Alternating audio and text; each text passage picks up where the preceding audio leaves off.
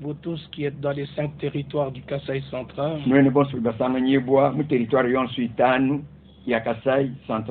une partie du Kasaï et une partie du Kasaï oriental,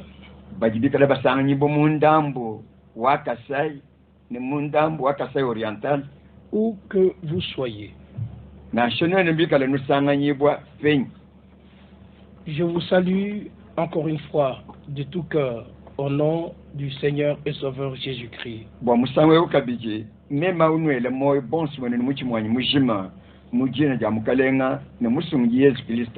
C'est toujours un privilège pour moi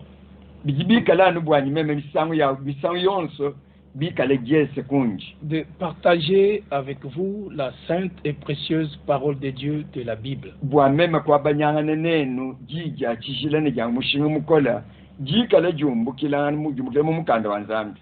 Étant très conscient que le retour du Seigneur est très très proche,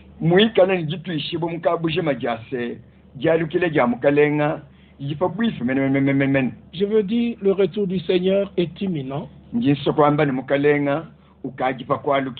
Et tout doit se passer comme Dieu l'avait déjà prévu dans sa sainte et précieuse parole.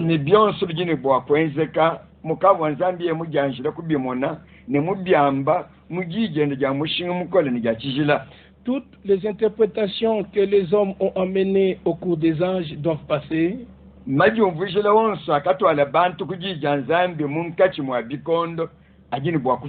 Mais il n'y a que la parole de Dieu qui demeurera éternellement.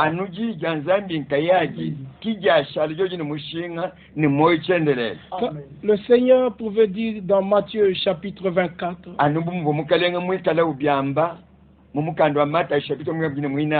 versets 34 et 35, le ciel et la terre passeront, mais la parole de Dieu demeurera éternellement. Tout va devoir passer. Il n'y a que ce que Dieu a prévu dans sa sainte parole qui sera. Dans le livre de Genèse,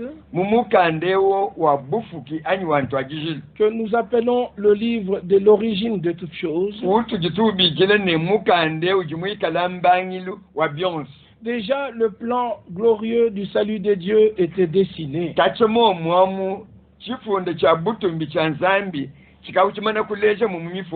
Mais aujourd'hui, nous allons partager avec vous quelques paroles essentielles pour notre foi et pour notre avancement et notre préparation.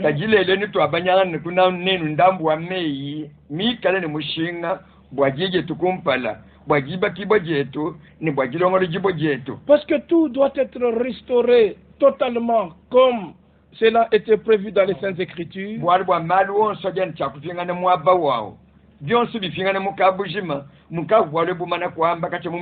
Avant le retour du Seigneur Jésus-Christ. Ce retour promis dans Jean 14, verset 3.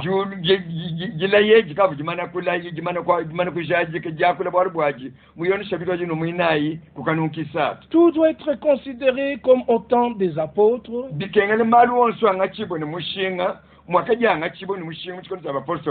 Il y a plus de 2000 ans derrière nous. Quand nous considérons la création naturelle, déjà dans Genèse chapitre 1, il fallait que d'abord Dieu puisse dire et prononcer cette parole, que la lumière soit. C'est le verset 3 de Genèse chapitre 1. Dieu dit que la lumière soit. Et la lumière fut. La lumière était l'interprétation de la parole que la lumière soit. Amen. Amen.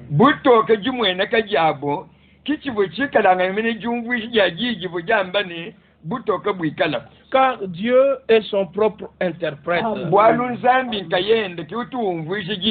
Il n'a pas besoin de conseillers, il n'a pas besoin d'un homme, seul il interprète sa parole.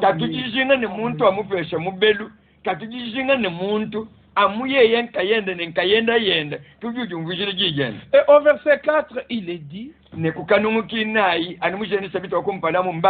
Dieu vit que la lumière était bonne. Et Dieu sépara la lumière d'avec les ténèbres. C'est Dieu qui a séparé la lumière d'avec les ténèbres. Avant qu'il ne puisse créer toute autre chose. Et que toute chose puisse se manifester sur la terre. Il fallait d'abord que la lumière et les ténèbres soient séparées. De la même manière, au début du Nouveau Testament, dans Jean chapitre 1 au verset 4, là, il est dit dans la parole de Dieu, lui, il était la vraie lumière qui, en venant dans le monde, il a donné la vie à tout homme. Mais les hommes ont préféré les ténèbres à la lumière. Or, le Seigneur dit, Jean 8, verset 12, je suis la lumière du monde. Celui qui me suit ne marchera pas dans les ténèbres du dehors. Avant que tu ne puisses avancer dans les choses de Dieu, il faut que tous les ténèbres spirituelles en toi soient chassées.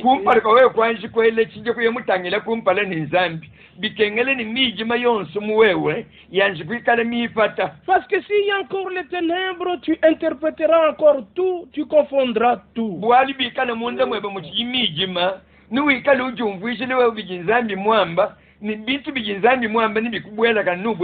Tu vas t'achoper à tout comme un homme qui marche dans le ténèbre, il tâtonnera pour trouver son chemin.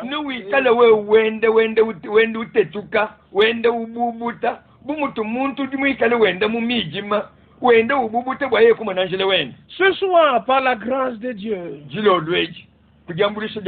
ma prière est que le Dieu du ciel étende ta main sur toi, qu'il chasse tous les ténèbres et que les écailles tombent de tes yeux comme elles étaient tombées des yeux de Saul de Tarse quand il avait vu la grande lumière. Et Jésus pouvait lui dire, c'est moi le Seigneur Jésus que tu persécutes. Il te sera dur de regimber contre les aiguillons. Et il alla vers un homme que Dieu avait déjà choisi. Et il pria pour lui. Et ses yeux s'ouvrirent. Dans Ephésiens chapitre 1 au verset 17, là l'apôtre Paul parle presque de la même manière. Lorsqu'il dit afin que le Dieu de notre Seigneur Jésus-Christ, le Père de gloire, vous donne un esprit de sagesse, un esprit de révélation dans sa connaissance, et qu'il illumine les yeux de votre cœur, que tout le voile qui est encore sur ton cœur puisse être ôté ce soir.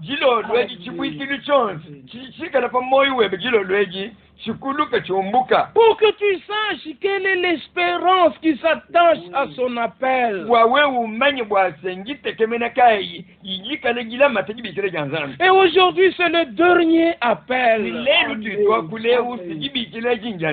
Et Jésus revient bientôt. Et que tu saches quelle est la richesse de la gloire de son héritage. Qu'il réserve aux saints. Là est ma prière, qu'il illumine les yeux de ton cœur. Avant qu'il ne puisse développer d'autres choses dans ta vie.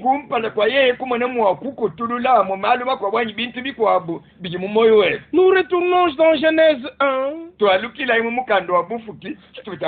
Maintenant nous lisons les versets 11 et 12. Oui, Dieu dit. Quand il parlait, il n'y avait encore aucun prophète.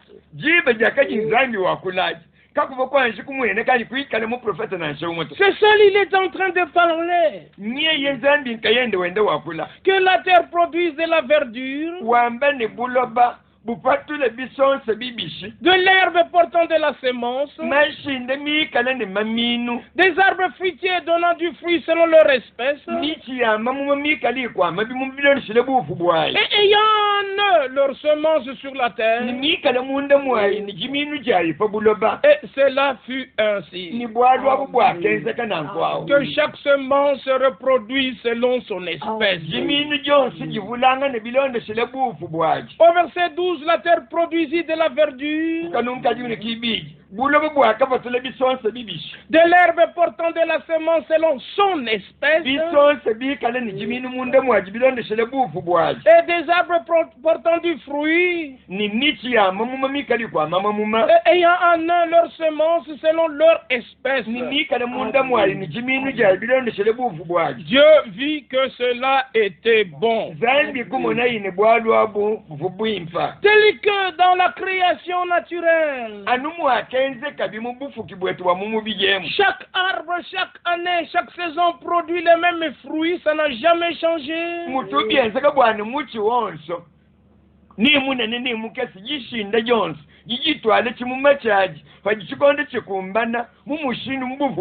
Et cela était aussi dans l'espèce animale. Et cela aussi était dans l'espèce humaine. Et comme nous savons que tous, humainement ou naturellement parlant, nous sommes venus d'Adam.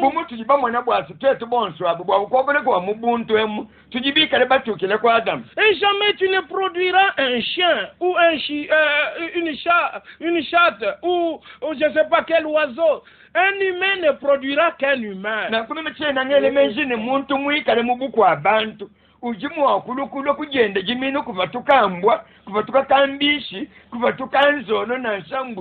Non, de l'humain ne peut sortir que l'humain. Regardez, constatez, même quand il nous a placés sur la planète Terre, un Européen ne produira qu'un Européen.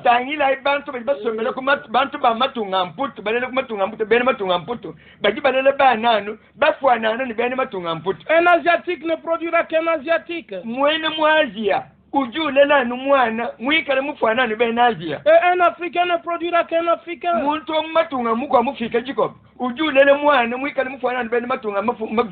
Il ne sera pas un Chinois. Il ne sera pas un Mongol. Chaque espèce, chaque race se reproduit ainsi.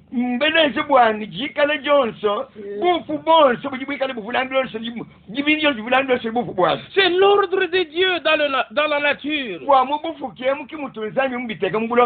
Et quand nous regardons un peu sur le plan spirituel, Quand Dieu devrait faire un nouveau commencement, et comme nous le savons tous, Jésus est le premier-né de la création de Dieu. Et Paul écrit cela de cette manière dans Romains au chapitre 8. Là, nous lisons à partir du verset 28. Romains 8, verset 28.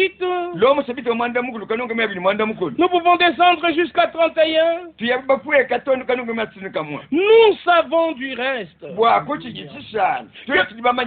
que toutes choses concourent bien de ceux qui aiment Dieu, de ceux qui sont appelés selon son dessein. Car ceux qu'il a connus d'avance, il les a aussi prédestinés à être semblables à l'image de son Fils.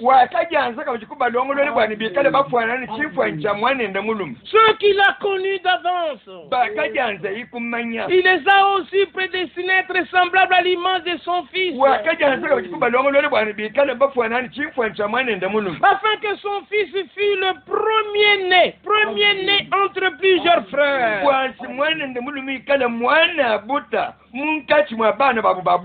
Le premier Adam, il n'était pas le premier-né. Il était créé à l'image de Dieu.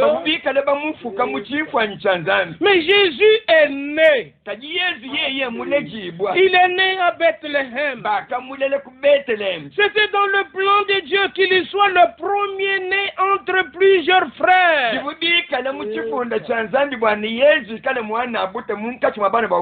Alors vous comprendrez déjà par ce verset que dans tout le cours de l'Ancien Testament,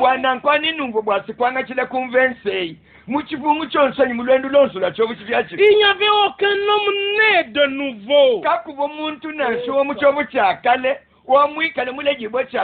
La parole de Dieu était là. La loi était là. Mais ça ne pouvait pas produire un homme qui puisse naître de nouveau.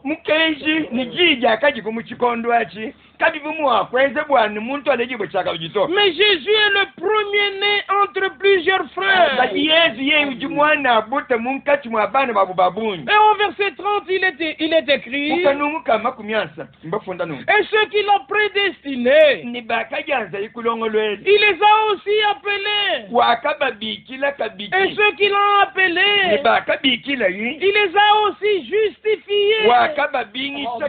Et ceux qui l'ont justifié, il les a aussi glorifiés.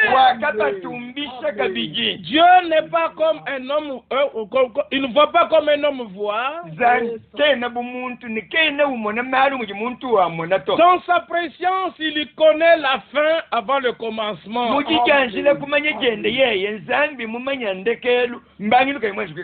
tout ce qu'il a prédestiné à être semblable à l'image de son Fils, ça ne ratera pas.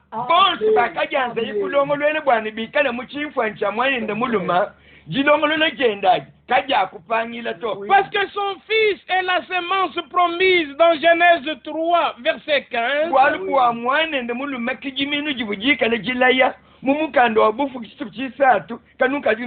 Que la semence de la femme viendrait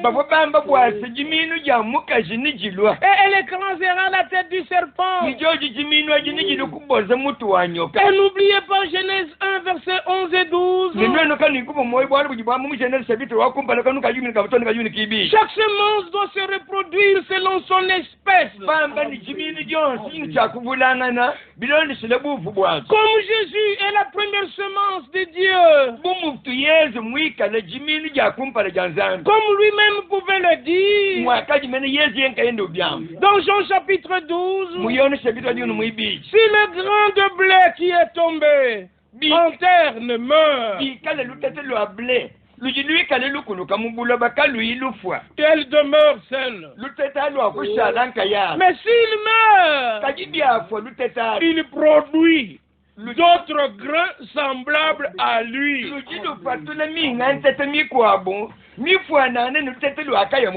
C'est pourquoi nous prêchons l'évidence de la vie éternelle.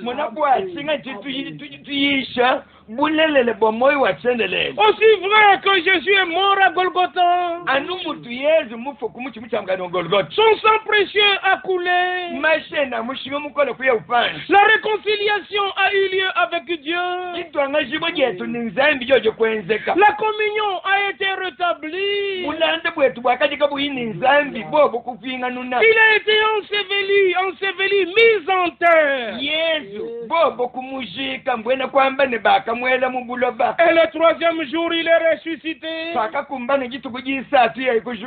Alors maintenant, on peut voir d'autres semences. Semblables à la première semence, sans effort.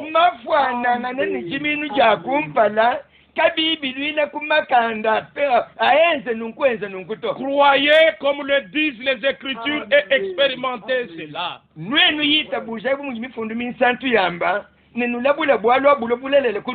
il a dit au verset 31 de Romains 8, que dirons-nous donc à l'égard de ces choses? Si Dieu est pour nous, qui sera contre nous? Parce que Dieu lui-même est pour nous. Qui sera contre nous? Même la lettre de condamnation qui était érigée contre nous, il l'a déchiré en le clouant à la croix. Et nous avons été ramenés à Dieu, justifiés totalement. Que dirons-nous donc à l'égard de ces choses? Lui qui n'a pas épargné son propre fils, mais qui l'a livré pour nous tous, comment ne nous donnera-t-il pas toutes choses avec lui? Dieu doit nous donner toutes choses avec son fils. Le fils premier-né est héritier. Nous sommes co-héritiers avec lui. Loué soit le nom du Seigneur. Qui accusera les élus de Dieu? C'est Dieu qui justifie. Qui les condamnera? Christ est mort. Bien plus, il est ressuscité. Il est à la droite de Dieu. Et il intercède pour nous. La victoire est totale. Et nous lisons Apocalypse chapitre 1. Parce que Jésus n'est pas simplement le premier-né entre plusieurs frères.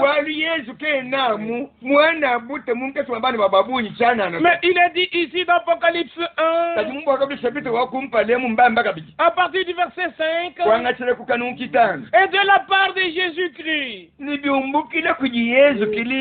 témoin fidèle, le premier-né des morts, le prince des rois de la terre, à celui qui nous aime et qui nous a délivrés de nos péchés par son sang. Je ne me suis pas délivré moi-même. Tu ne peux pas te délivrer toi-même. Acceptons la mort et la résurrection de Jésus-Christ.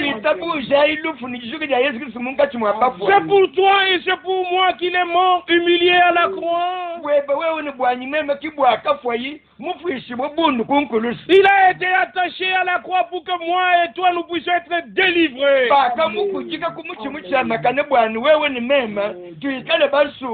Toutes les chaînes du diable sont brisées. Et il est allé dans le séjour de mort. Il a revendiqué la victoire. Il est ressuscité d'entre les morts. Sa résurrection est la garantie de notre résurrection. Son ascension vers la gloire est la garantie de notre enlèvement.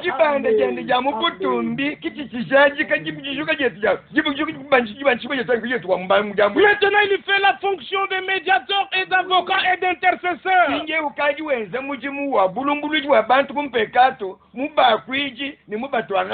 Et il intercède pour nous. Quelle parole merveilleuse à celui qui nous aime.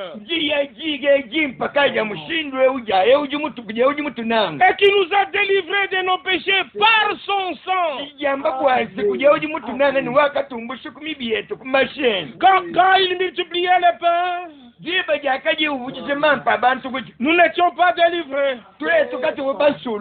Quand il ouvrait les yeux des aveugles, nous n'étions pas délivrés. Quand il guérissait les malades, nous n'étions pas délivrés. Quand il faisait les miracles, nous n'étions pas délivrés.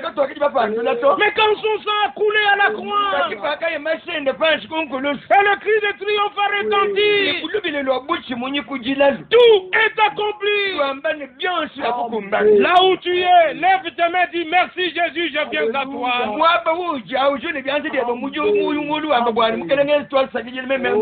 Satan n'a aucun droit sur nous. Parce que Jésus a pris sur lui notre malédiction. Il a pris sur lui notre péché. Et il nous a libérés de toute captivité. Recevez la grâce de Dieu. Acceptez l'amour de Dieu. Acceptez l'appel de Dieu. Dieu était en Christ, réconciliant le monde avec lui-même. Sans lui, nous sommes perdus. Et avec lui, nous verrons Dieu. Il est le premier-né entre plusieurs frères. Et il est le premier-né d'entre les morts. Le salut était promis dans l'Ancien Testament. La rédemption était annoncée et promise dans l'Ancien Testament. Le Fils de Dieu était promis dans l'Ancien Testament. La vie éternelle était promise dans l'Ancien Testament. Mais quand le temps fut accompli, Dieu a envoyé un ange. Et l'ange a donné le message à Marie. Et l'Esprit Saint a couvert Marie de son ombre. Et un nouveau commencement pouvait commencer. Lorsque Jésus naquit à Bethléem, Dieu, le Seigneur devrait réparer tous les dégâts. C'est ainsi que nous vous prêchons l'évangile. Pas n'importe quel évangile. Mais comme il est écrit dans Apocalypse 14, au verset 6, j'ai vu un autre ange qui survolait le ciel, ayant un évangile éternel. C'est un évangile qui a une valeur éternelle. Et dans Matthieu chapitre 24, au verset 14, il est écrit, cet évangile du royaume, pas n'importe quel évangile. Ce n'est pas un évangile social ou de la prospérité.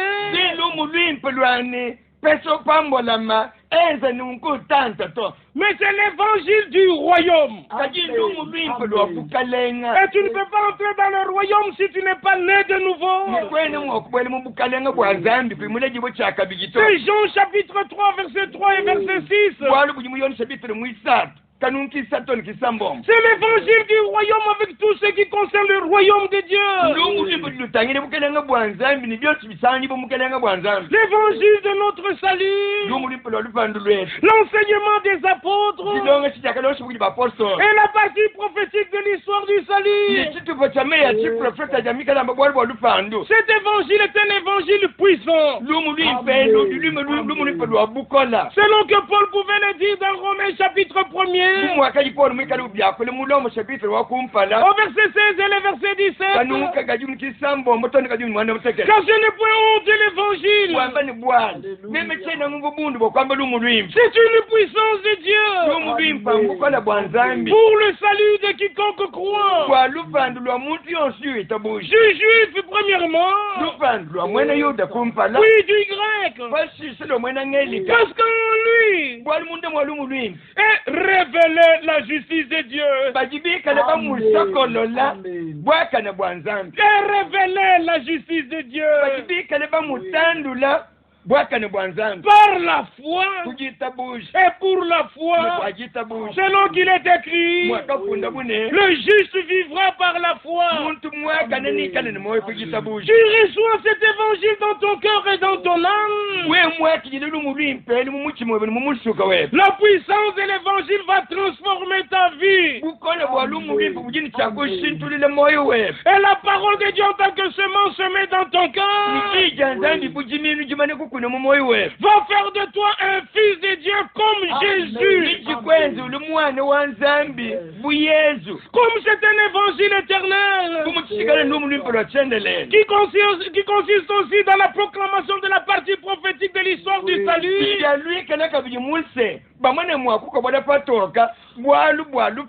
C'est ainsi que nous pouvons voir comment les choses promises s'accomplissent maintenant.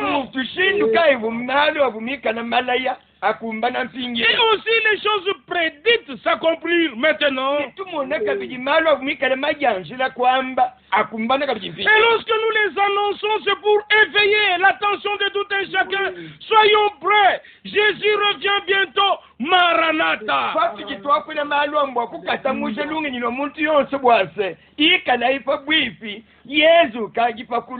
Maranatha. Oui.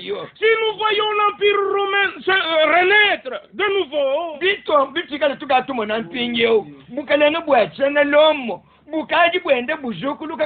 C'est parce qu'il était déjà annoncé. Déjà dans les prophètes Daniel. Au chapitre 2. Et dans le chapitre 7. Si nous pouvons le lire rapidement. Ici dans Daniel au chapitre 2 d'abord. Daniel chapitre 2. Là il est dit d'abord au verset 40. Et rapidement il est écrit. Daniel 2 verset 40. Il y aura un quatrième royaume. Fort comme du fer. De même que le fer brise et rompt tout. Il brisera et rompra tout. Comme le fer qui met tout en pièces. Et au verset 44, dans le temps de ces rois, le Dieu des cieux suscitera un royaume qui ne sera jamais détruit et qui ne passera point sous la domination de notre peuple. Il brisera et anéantira tous ces royaumes-là. Et lui-même subsistera éternellement. C'est ce qu'indique la pierre que tu as vue se détacher de la montagne sans le secours d'aucune main. Jishuka jaji moja akajumbuka kumukuna gilamuka kajijisakila kujimuntu jumvuje jaji njo jaji. Et qui a brisé le fer. Jakale kususule chamu chifika. Kususule chamu chamita. L'argile. Kususule jime. L'argent. Kususule argent. Et l'or. Ningol. Le grand Dieu Nzambi munene. a fait connaître au roi Kwa kumanyisha mukalenga. ce qui doit arriver après cela. Chalo kwenza kunyima kwa bwalwe. Le songe est véritable. Et son explication est certaine. Parce qu'il n'y a que Dieu qui peut interpréter les symboles. Ici dans le livre de Daniel, vous pouvez lire ceci dans Daniel chapitre 5. Il est dit par exemple au verset 11. Il y a dans ton royaume un homme qui a en lui l'esprit de Dieu saint. Et du temps de ton père, on trouva chez lui des lumières, de l'intelligence et une sagesse semblable à la sagesse de Dieu. Aussi le roi Nebuchadnezzar ton père, le roi ton père, l'établi chef des magiciens, des astrologues, des chaldéens, des devins. Parce qu'on trouva chez lui, chez Daniel, nommé par le roi Belchassar, un esprit supérieur de la science et de l'intelligence, la faculté d'interpréter les songes, d'expliquer les énigmes et de résoudre des questions difficiles. Que Daniel soit donc appelé. Il donnera l'explication. Mais aussi Daniel lui-même, quand il va vers le roi, dans Daniel chapitre 2, au verset 28, il est écrit ceci. Mais il y a dans les cieux un Dieu qui révèle les secrets et qui a fait connaître au roi Nebuchadnezzar ce qui arrivera dans la suite des temps. Voyez l'homme Daniel. Mais Daniel dit, c'est un Dieu qui est dans le ciel. De la même manière dans le temps prophétique, comme dans notre temps qui est un temps prophétique, il y a un homme avec un ministère de prophète selon la promesse de Dieu, pour nous montrer comment les choses sont en train d'arriver dans notre temps. Nous n'aurions jamais su que la renaissance de l'Empire romain concernait l'Europe unie. Parce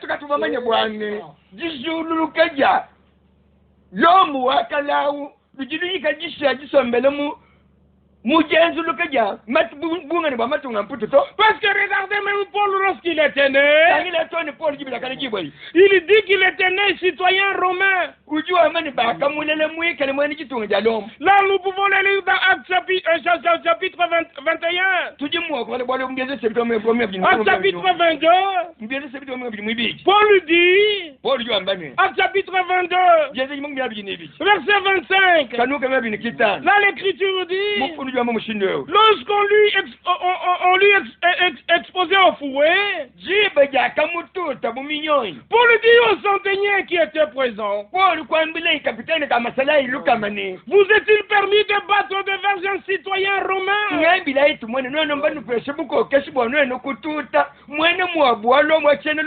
qui n'est pas même condamné? À ce mot, le centenier alla vers le tribun pour l'avertir.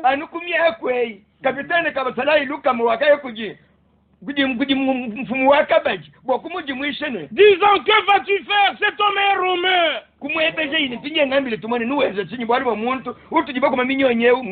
le tribun était venu dire à Paul, dis-moi, es-tu romain? Oui, répondit-il. Le tribun reprit, c'est avec beaucoup d'argent que j'ai acquis ce droit des citoyens. Et moi, dit Paul, je l'ai par ma naissance. Parce que l'ancien empire romain qui était là depuis l'an 30 avant Jésus-Christ,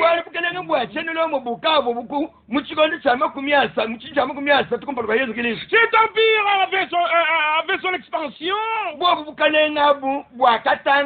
Et cet empire-là avait chuté. Mais dans notre temps, cet empire est en train de renaître. Avec l'union des pays, et ils deviendront la grande puissance mondiale. Que vous le vouliez ou pas, ils domineront surtout sur la terre.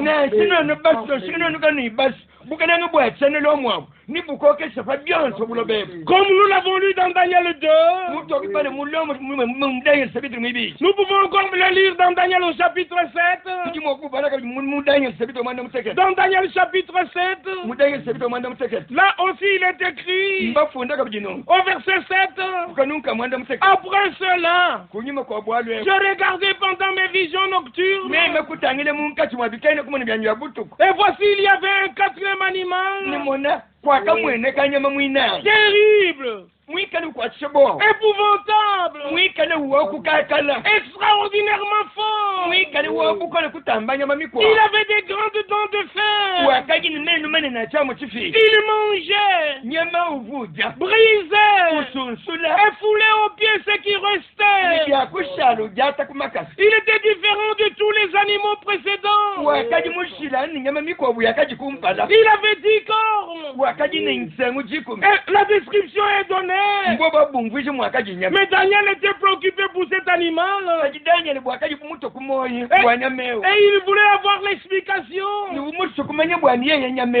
Au verset 19, il est écrit, ensuite je désirais savoir la vérité sur le quatrième animal, qui était différent de tous les autres, extrêmement terrible, qui avait des dents de fer et des ongles d'airain, qui mangeait, qui brisait, qui foulait au pied ce qu'il restait. Et sur les 10 cornes, je voulais savoir qui y avait sur la tête, ainsi de suite. Et alors, il est écrit ceci, au verset 24, les 10 cornes, ce sont 10 rois qui s'élèveront de ce royaume. Un autre s'élèvera après eux. Il sera différent des premiers. Verset 25, il prononcera des paroles contre le Très-Haut. Il opprimera les saints du Très-Haut. Il espérera changer le temps et la loi. Et les saints seront livrés entre ses mains pendant un temps, 2 temps et la moitié d'un temps, soit 3 ans et demi.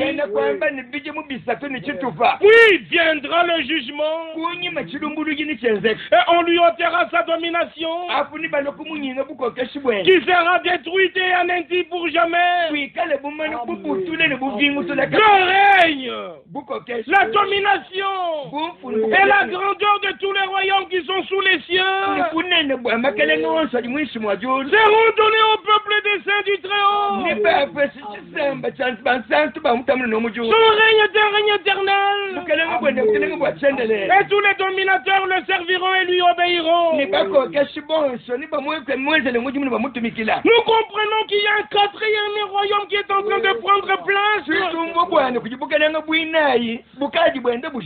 Même coronavirus ne va pas l'arrêter. Parce que ce royaume sera très fort, ça va briser tout sur la terre. Mais comme Daniel l'avait vu, comme une petite pierre détachée de la montagne viendra briser. Et ainsi, le royaume sera là. C'est le millénium. Alors aujourd'hui nous pouvons prier. Comme le Seigneur nous l'a enseigné dans Matthieu 6, verset 10. Que ton règne vienne. Que ta volonté soit faite sur la terre. Mais avant que le règne ne commence, il y a un message. À la fin du jour des grâces,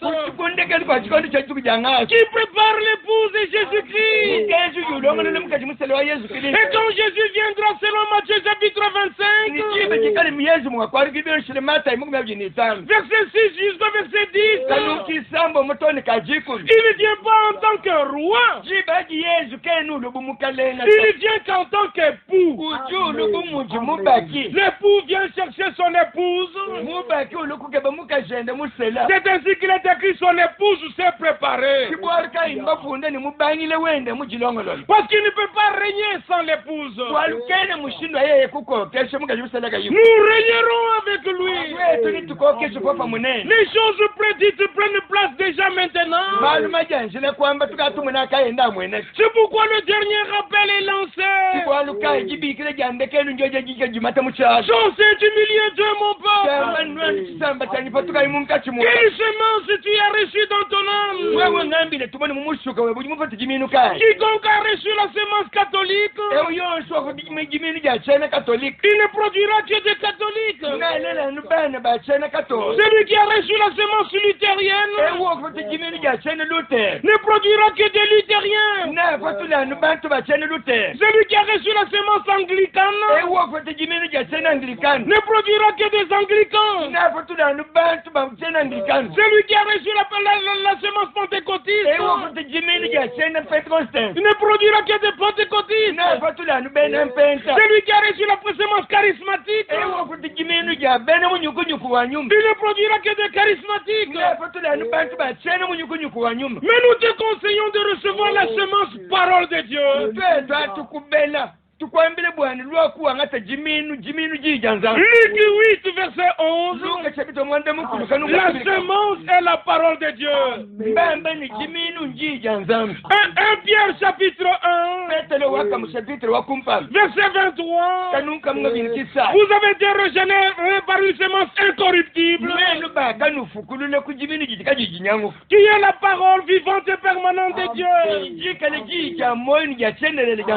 Jacques chapitre 1, au verset 18, il nous a fait naître de nouveau selon sa volonté, pour que nous soyons en quelque sorte les prémices de ces créatures. Et si tu as reçu la semence parole dans sa pureté, sans faute, il n'y a que la personne de Jésus qui sera visible dans ta vie.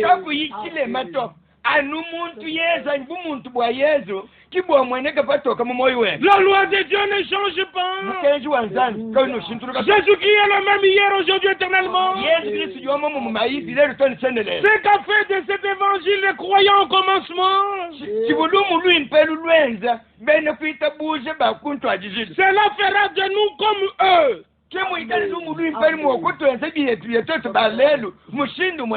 Ceux qui sont dans la parole, demeurez dans la parole.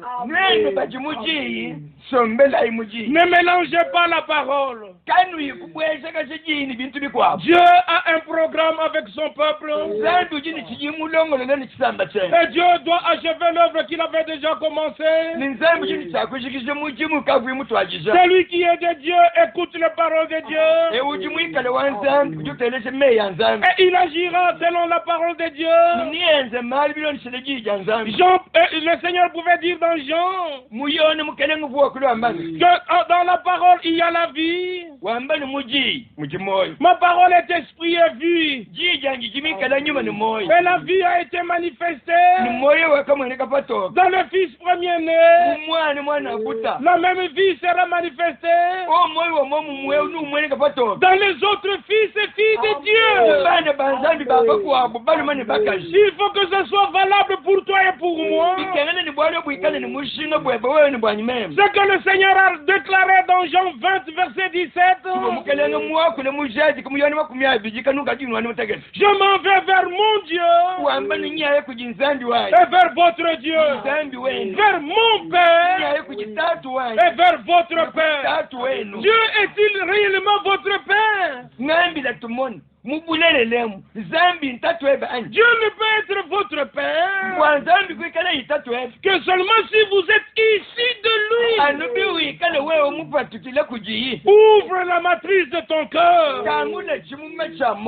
Reçois la semence parole de Dieu. Le même esprit qui avait couvert Marie te couvrira pour produire un autre Jésus. Et ainsi tu seras semblable à lui. Et là où nous allons, nous serons aussi extérieurement semblables à lui. C'est-à-dire dans un corps incorruptible. Le corps qu'il a porté après sa résurrection. Un corps immortel. Oh, loué soit le nom du Seigneur Jésus-Christ. Le temps est venu de faire un inventaire complet.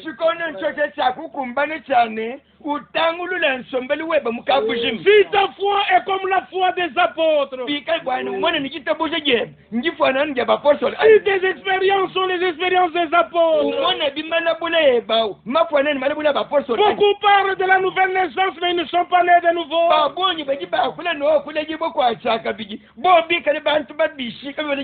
Ils parlent de la repentance, ils ne se repentent jamais.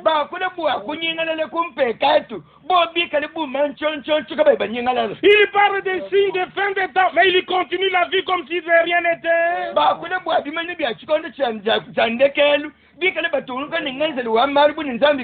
vous tous les élus de Dieu, tournons les regards vers le ciel et disons ensemble: Dieu du ciel, confirme ta parole. Si tous s'unissent dans l'Union européenne et que le dernier royaume sera très puissant comme Daniel l'a dit, avant que Jésus ne puisse le détruire, et que toutes les religions, toutes les églises s'unissent sous la tête de Rome,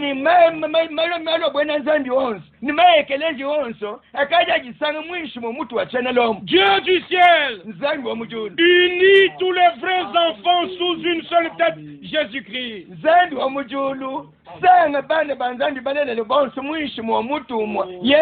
Que tous les vrais enfants de Dieu soient unis parce que c'est le temps de rassemblement.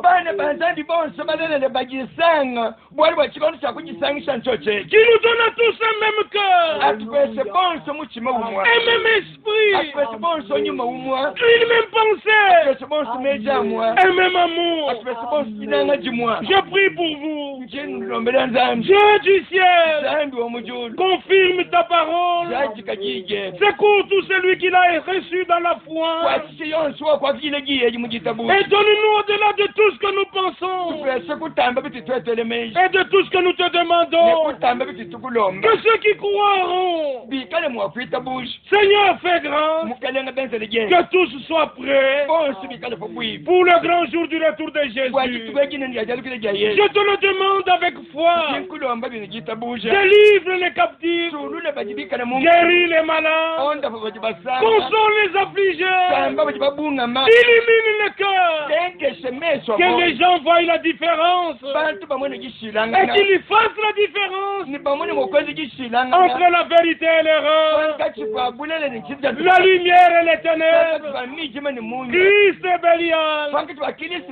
Je te le demande, Seigneur, bénis-les tous d'une manière spéciale, où qu'il soit, dans quel village il soit, dans quel quartier il soit, dans quelle maison il soit, homme ou femme, qui qu'il soit, pardonne les pécheurs repentants, délivre les captifs, au nom de Jésus-Christ. Baptise du Saint-Esprit et de feu, et que tous nous puissions former un même corps, et que tous nous puissions parler le langage de Dieu, au nom de Jésus.